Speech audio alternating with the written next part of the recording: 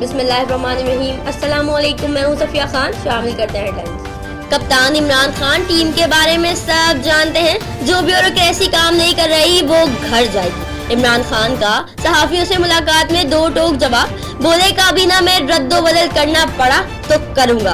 कलमदान तब्दील हो सकते हैं, वापस भी लिए जा सकते हैं। मुल्क में इलेक्शन होने का अंदिया भी दे दिया। क्या मुल्जिम, क्या वकील और क्या मुद्दई, अदालत में सब झूठ बोलते हैं और फिर इंसाफ पर मबनी सच्चे फैसले की तवक्को भी करते हैं। अल अजीजिया रेफरेंस में एहतसाब अदालत के जज अरशद मलिक के रिमार्क्स। कहा दाल चना का सालन देकर कहा जाता है जरा बोटी निकाल कर दिखाओ। पाकिस्तानी अदलिया का सबसे बड़ा मसला यही झूठ है। प्राइवेट स्कूल्स की मनमानियां अब नहीं चलेंगी।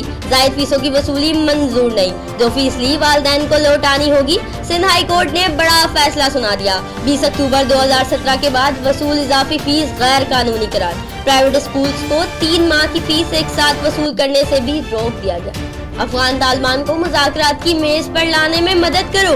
दो मोड़ की तकरार करने वाला अमेरिका हेल्प प्लीज पर उतर आया।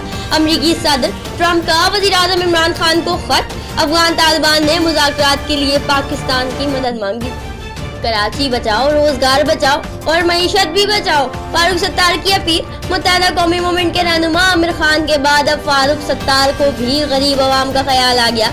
चीफ जस्टिस से अपील कर दी। कहा कराची में तजावुजात की आड़ में जायज जगहों को मसमार करने से रोका जाए। इस ऑपरेशन से मुल्क की मईशत को नाकाबिल तलाफी नुकसान पहुंच रहा है। कराची मुल्क की मईशत का मरकज है। मजीद कहा लगता है मेयर कराची आंखें बंद करके ऑपरेशन करते हैं। तो इस वक्त इतना ही। मजीद खबरों और अपडेट्स के लिए विजिट कीजिए हमारी वेबसाइट csnlive.tv। इसके अलावा आप हमें ट्विटर और फेसबुक पर भी ज्वाइन कर सकते हैं। देखते रहिए CSN।